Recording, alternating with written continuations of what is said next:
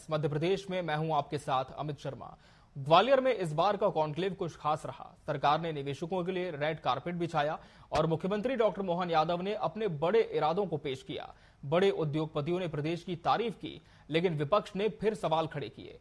लेकिन इस कॉन्क्लेव से क्या मिला, कितनी उम्मीदें जताई गईं और कितने नेक इरादों को आगे बढ़ाया गया, आज इसी विषय पर हम चर्चा करेंगे। मगर उसके पहले देखिए हमारी एक खास रिपोर्ट।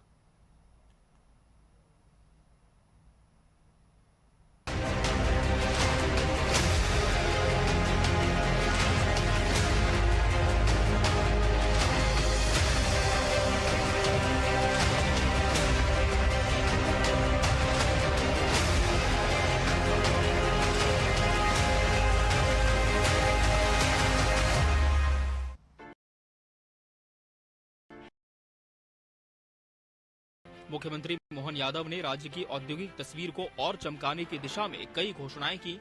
उन्होंने 22 नई औद्योगिक इकाइयों का भूमि पूजन और लोकार्पण किया। साथ ही इन्वेस्ट एमपी पोर्टल का भी शुभारंभ किया।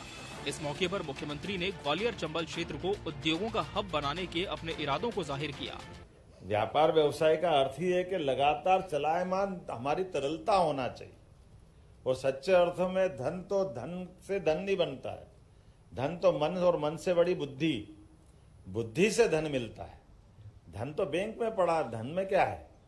धन तो आपकी हुंडी में लिखा हुआ है। धन में क्या है?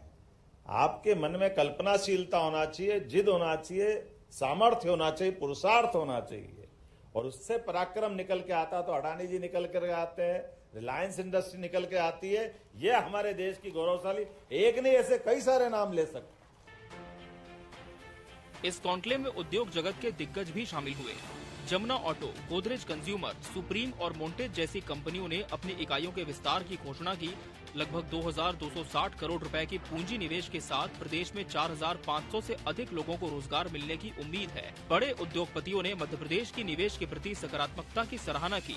यहाँ पर मुझे बुलाया गया है कि आप यहाँ पे सीतापुर में इंडस्ट्रीज लगाइए, तो यहाँ मैं प्लान कर रहा हूँ कि मुझे सरकार से 2 एकड़ जमीन मिले और मैं यहाँ पर 10 CR इन्वेस्ट करेंगे। अभी तक जितनी भी लोगों से बात हुई है, आपने देखा उज्जैन में पहले इन्वेस्टर्स मीट हुई, अभी जबलपुर में हुई, अभी ग्वालियर में हो रही है।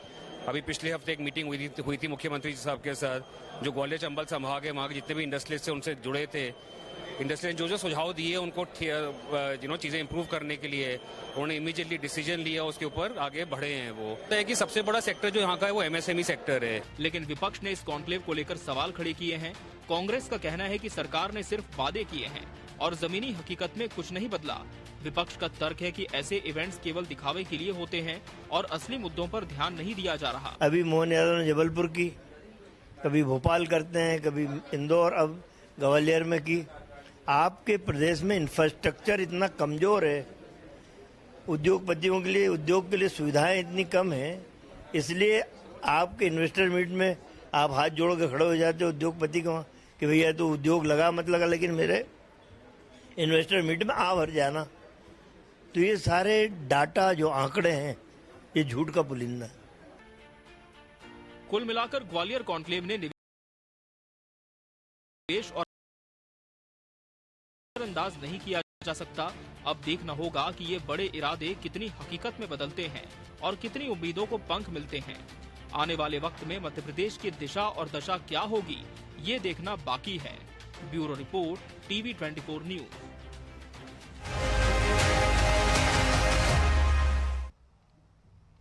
तो निवेश में ग्वालियर चंबल, आज इसी विषय पर हम चर्चा करेंगे और इसके लिए हमारे साथ खास मेहमानों का पैनल भी जुड़ चुका है। हमारे साथ बीजेपी प्रवक्ता मंजरी जैन जी जुड़ी है। मंजरी जी, बहुत बहुत स्वागत है आपका इस चर्चा में। कांग्रेस प्रवक्ता समर सिंह जी पार्टी का पक्ष रखेंगे। समर जी, आपका भी बहुत बहुत स्वागत है। अर्थशास्त्री डॉक्टर मंजरी जी, लगातार जिस तरह से हम देख रहे हैं कि उज्जैन से जो ये कारवां शुरू हुआ था, अब श्रृंखला ग्वालियर तक पहुंच चुकी है। रीजनल इंडस्ट्री कॉन्क्लेव ग्वालियर से कितनी संभावनाएं आप इस पूरे संभाग के लिए देख पा रही हैं और कितना कारगर इसे माना जाए? जी जी जी जी मंजरी जी, क्या आप मुझे सुन पा रही हैं? चलिए इनसे हम फिर से संपर्क करने की कोशिश करेंगे। समर जी, सरकार तो काफी दावे कर रही है, लेकिन सवाल ये है कि इसके पहले भी जितनी इंडस्ट्रियल कॉन्क्लेव हुई है, क्या आप मानते हैं कि जो उद्योगपतियों का रुझान है वो प्रदेश में बढ़ा है, या फिर इस बार कुछ चुनौतियां भी सरकार के सामने है समिट के साथ? जी देखिए, जिस प्रकार का निवेश का शोर मध्य प्रदेश के अंदर मचा हुआ है, उसको देखकर तो लगता है कि मध्य जितने भी भारत के उद्योगपति हैं वो सूटकेस लेके खड़े हुए हैं मध्य प्रदेश में इन्वेस्ट करने के लिए। लेकिन सच्चाई जो है वो अलग है। आज आप देखने जाएंगे तो साफ नजर आता है कि मध्य प्रदेश की जो इंफ्रास्ट्रक्चरल कंडीशन है, यहाँ पर बिजली, पानी, सड़कों की जो समस्याएं हैं इंडस्ट्रियल एरियाज में वो यथावत बनी हुई है। छोटी छोटी इंडस्ट्रीज जो है वो चल रही हैं, वो भी कैसे चल रही है वो ईश्वरी उनका मालिक है। जहां तक बात है मध्य प्रदेश में जो मुख्यमंत्री जी हैं ये बोलते हैं कि मध्य प्रदेश एक बहुत बड़ा इंडस्ट्रियल हब बनने वाला है। मैं सच्चाई बताना चाहूंगा, मंडीदीप के अंदर एक जमाने में 442 जो है फैक्ट्रियां हुआ करती थी, अब 20-22 फैक्ट्रियां चल रही है। पीतमपुर के अंदर 864 फैक्ट्री हुआ करती है, 240 जो है वो चल रही है। 15 महीने की सरकार के अंदर पिपरिया के अंदर हमने एक फूड पार्क की वो करी थी, सरकार जाने के बाद उन्होंने वो भी बंद कर दिया। छतरपुर में टाटा कंपनी आई थी, वो भी चले गई। पीतमपुर में ऑयल की फैक्ट्री आई थी, लेकिन वो शिवराज सिंह जी चौहान के कार्यकाल में वो भी चली गई। झाबुआ के अंदर दवाइयों की एक बड़ी फैक्ट्री बनाने की बात की गई थी, वो फैक्ट्री कहाँ है किसी को नहीं पता। नरसिंहपुर में रेमंड फैक्ट्री की बात होती है कि रेमंड की फैक्ट्री आएगी, वो भी जमीन अलॉट हो जाती है, उसके जमीन आपको वापस करके चले जाती है। रियो टिंटो, एक बड़ा 4000 करोड़ के आसपास का निवेश रियो टिंटो ने मध्य प्रदेश के अंदर किया था। थोड़ा बहुत उन्होंने जो है वहां पर इंफ्रास्ट्रक्चर डेवलप भी करा था, लेकिन उसके बाद में वो आज से 5-6 साल पहले अपना बोरिया बिस्तर समेट के चली जा चुकी है। तो बहुत सारी चीजें ऐसी है। देखिए यहाँ पर जहां तक सिंगल विंडो की बात शिवराज सिंह जी चौहान ने करी थी, मुख्यमंत्री मोहन यादव जी कर रहे हैं, तो उसके अंदर सिंगल विंडो कोई दिखता नहीं है। नौकरशाही और जो भ्रष्टाचार है वो इतना हावी हो चुका है सिस्टम के ऊपर कि बिना भ्रष्टाचार के कोई काम नहीं होता है। और जहां तक बात है, बिजली यहाँ पर महंगी है और बहुत सारी चीजें मध्य प्रदेश के अंदर ऐसी है। जबकि मध्य प्रदेश चाहता तो 20 सालों के अंदर मुख्यमंत्री शिवराज सिंह चौहान जी चाहते हैं तो इसको बहुत बड़ा इंडस्ट्रियल हब बना सकते थे, क्योंकि ये पूरे भारत के मध्य में है, लेकिन वो भी ये नहीं कर पाए। देखिए एयर कनेक्टिविटी की बात करें तो एयर कनेक्टिविटी के अंदर हम देखिए मध्य प्रदेश से इंदौर ही सबसे बड़ा मुझे लगता है कि विमानतल है जहां से सारी फ्लाइट से संचालित होती है, मुख्यतः इंटरनेशनल और नेशनल भी। तो सीधी जो डायरेक्ट फ्लाइट कनेक्टिविटी, उसके अंदर हम 5 से 6 ऐसे डेस्टिनेशन है मध्य प्रदेश पूरे भारत के अंदर जहां पर डायरेक्ट फ्लाइट कनेक्टिविटी है। अभी इंटरनेशनल फ्लाइट हमने चालू करी थी दुबई तक के लिए, वो बंद कर दिया है, वो शारजाह तक जा रही है। तो ये मूलभूत समस्याओं पे काम नहीं कर रहे हैं। और जिस प्रकार से हमारे वरिष्ठ नेता कह रहे हैं कि ये एक दिखावा है, एक फोटोग्राफी का सेशन है। और जहां तक एसोसिएशन चैम्बर ऑफ इंडस्ट्रियल और कॉमर्स की अगर बात की जाए तो 87% जो है पिछले 20-21 सालों के अंदर इनका निवेश जो आना था उसमें से 87% नहीं आया है। और जो आया है उसके अंदर भी 70% का जो हिस्सा है वो जो सरकारी निवेशी कंपनियां होती है, जो गवर्नमेंट कंपनियां होती है, उनका है। तो कुल मिला के अगर पुराना इनका रिपोर्ट कार्ड देखा जाए तो भारतीय जनता पार्टी निवेश के मामले में बिल्कुल शून्य है और फेल है। अच्छे नहीं रहे ऐसा कांग्रेस का कहना है। मंजरी जी, क्या आप मुझे सुन पा रही हैं? चलिए इनसे हम फिर से संपर्क करने की कोशिश करेंगे। डॉक्टर देवेंद्र विश्वकर्मा जी का हम रुख कर लेंगे। देवेंद्र जी, आपने पिछली सरकार के भी इन्वेस्टर समिट देखे हैं जब शिवराज सिंह चौहान मुख्यमंत्री हुआ करते थे। लगातार यही दावा है कि हर बार जो श्रृंखला है वो बढ़ती जा रही है, लेकिन अगर हम कंपैरिजन करें पहले भी जितने भी समिट्स हुए हैं, क्या कुछ भी फ्रूटफुल इनमें रहा है या फिर सिर्फ एक इवेंट के तौर पर ही रहेगा जैसे कि कांग्रेस का कहना है? देखिए दोनों हैं जी, क्योंकि अगर हम देखेंगे कि ये वही मध्य प्रदेश है जहाँ कभी सड़क, बिजली, पानी की समस्या थी, लेकिन आज वो समस्या नहीं है। पूरा भारत युवा भारत है जी, और युवाओं की जनसंख्या तेजी से बढ़ रही है। युवा शिक्षित हो रहे हैं, इनको रोजगार चाहिए। सरकार के ऊपर कर्ज ज्यादा है, बजट से ज्यादा कर्ज है जी। तो सरकार प्राइवेट सेक्टर को आगे करने का काम कर रही है, उनको सुविधा देने का काम कर रही है। निश्चित रूप से हमारे मित्र ने अपनी बात रखी, बहुत अच्छी बात रखी है। सरकार प्रयास कर रही है, इसका हमको स्वागत करना चाहिए। तो अगर सरकार प्रयास नहीं करेगी तो उस पर भी हम बोलेंगे कि सरकार कोई प्रयास नहीं कर रही है। सीएम साहब बाहर जा रहे हैं प्रदेश के और इंडस्ट्री लाने के लिए प्रयास कर रहे हैं, हम इसका स्वागत करते हैं जी। लेकिन इम्प्लीमेंटेशन बहुत बड़ा फैक्टर है। अगर इसको इम्प्लीमेंट सही से किया जाए तो बहुत कुछ हो सकता है। आज के जो एक आंकड़ा है 51 इंडस्ट्रीज आनी थी और जो इनमें इन्वेस्ट होने वाला है 8,236 ऐसा करोड़ का बताया गया है। और एवरेज मैंने जो लिखा है तो एक उद्योग में 166 लोगों को रोजगार मिलने वाला है जी। ये बात कही गई है, होगा कि नहीं होगा ये पुरानी बात हो गई है। अगर हम जबलपुर की भी बात करते हैं तो वहां हमको यही देखने को मिला है। तो कहीं ऐसे इन्वेस्टमेंट मीट के मकसद ये तो नहीं कि हरियाणा, दिल्ली, पंजाब की इंडस्ट्रीज यहाँ आ जाए और सरकारी अनुदान का फायदा उठाकर वो मशीन को फिर से अपने प्रदेश लेके चले जाएं। कहीं ऐसा तो नहीं कि इंडस्ट्री टेक्नोलॉजी का उपयोग करे और लोगों को एम्प्लॉयमेंट ना दे, क्योंकि कहीं ना कहीं हमें इसको और भी देखना पड़ेगा। लेकिन सरकार के प्रयासों का हमको स्वागत करना पड़ेगा। निश्चित रूप से कमी है, ये मानता हूं मैं, क्योंकि अगर सरकार सोचे कि हम अपनी इंडस्ट्री, जबलपुर के अंदर जीसीएफ फैक्ट्री है, अभी भी रेलवे में बहुत ज्यादा नौकरी की आवश्यकता है। मध्य प्रदेश के अंदर बैकलॉग के पद पिछले 15 साल से खाली हुए हैं। विश्वविद्यालय में 60% टीचर्स की वैकेंसी खाली हुए हैं और हम सब प्राइवेट सेक्टर के ऊपर दे देंगे तो प्राइवेट सेक्टर का मेन मकसद होता है to earn more and more profit. इस बात को हमको समझना होगा, है ना, क्योंकि उनका मकसद ये नहीं कि हम ज्यादा से ज्यादा लोगों को एम्प्लॉयमेंट, हर हाथ को काम वो नहीं देने वाले हैं। अगर उनको घाटा होगा तो वो वापस चले जाएंगे, वो सरकार की सब्सिडी का उपयोग करेंगे।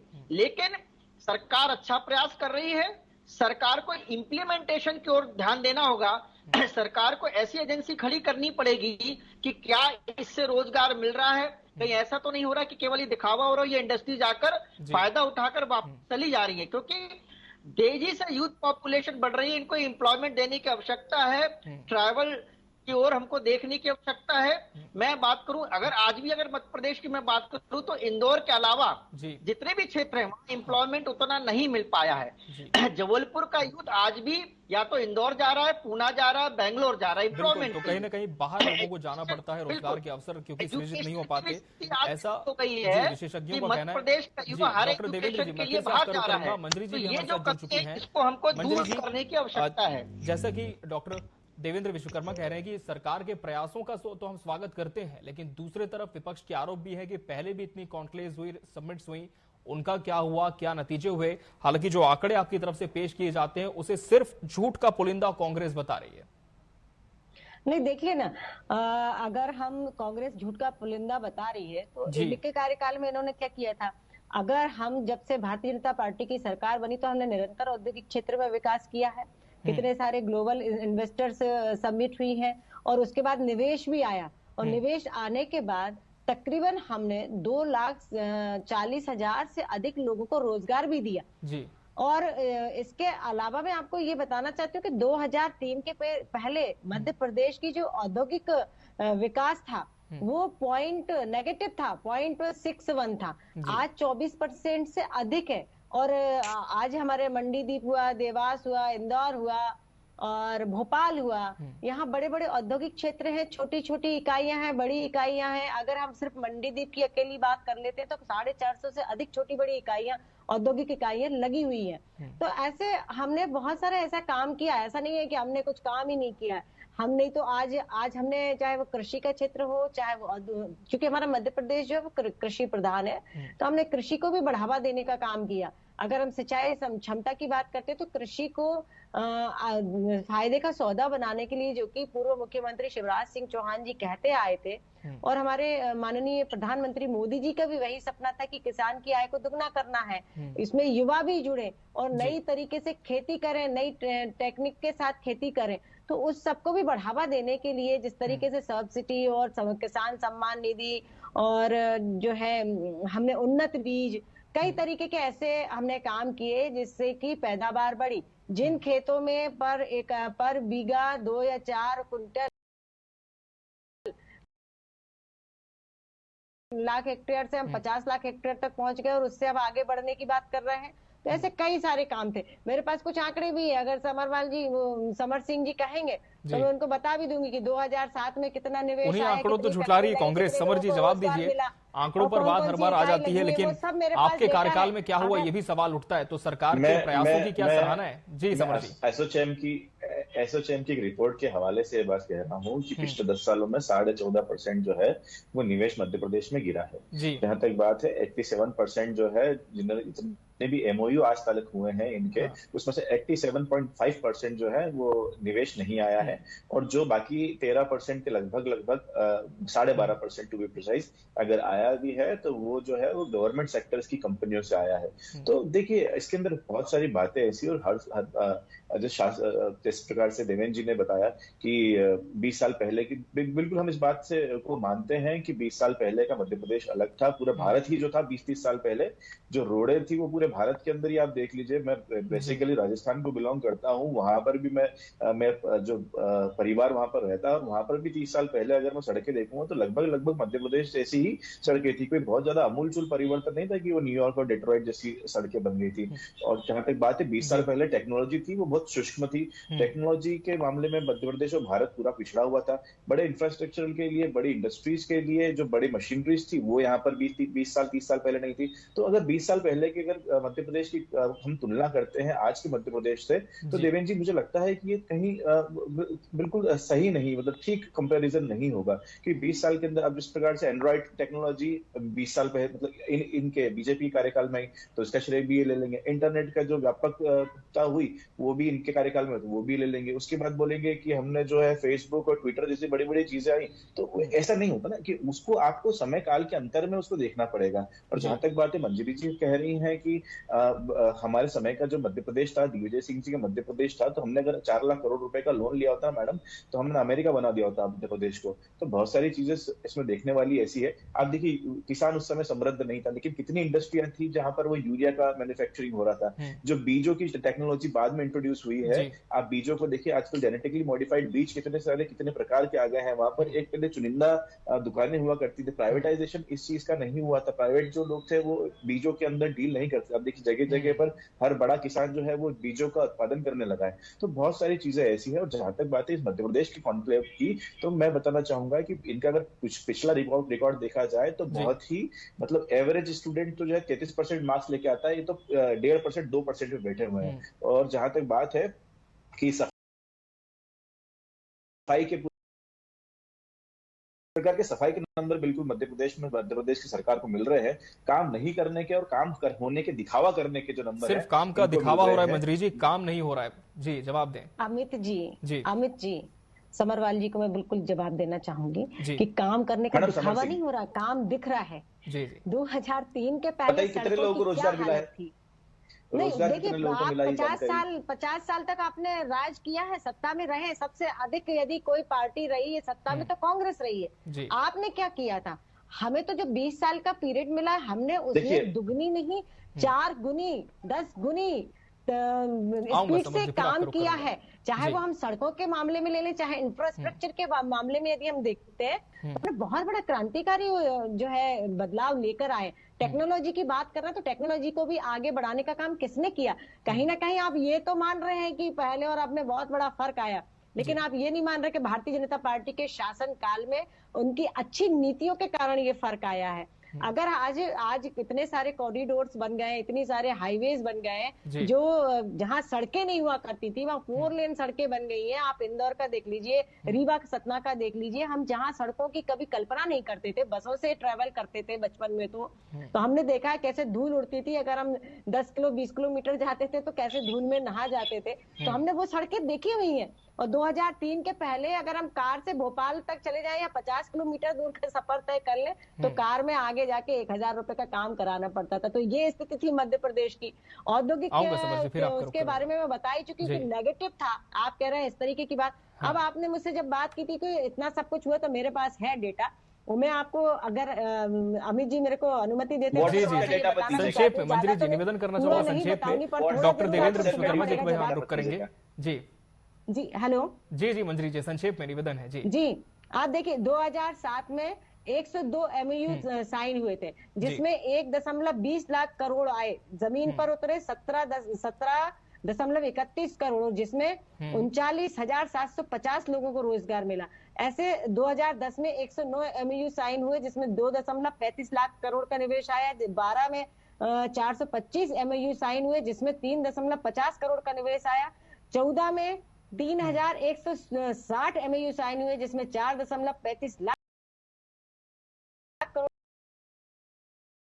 2016 में 583 लाख करोड़ का, और इस तरीके से अगर लंबी एक लिस्ट है और जिसमें हमने लाखों लोगों को रोजगार दिया है, और जितना ये इंफ्रास्ट्रक्चर का काम हो रहा है, जितना ये मध्य प्रदेश का विकास हो रहा है, इसमें डॉक्टर देवेंद्र विश्वकर्मा जी का हम रोक कर लेते हैं। देवेंद्र जी, आपने इन आंकड़ों को सुना जो कि अभी बीजेपी की तरफ से ऑन एयर साझा किए गए हैं, क्या इत्तेफाक रखते हैं इन आंकड़ों से? और साथ ही हम आपसे ये भी जानना चाहेंगे कि ये इन्वेस्टर समिट जब संपन्न हो जाती है तब आगे क्या कदम उठाए जाने चाहिए, किस तरह की कमियां रह जाती हैं, क्या चुनौतियां आती हैं जिन्हें दूर करना बहुत आवश्यक है?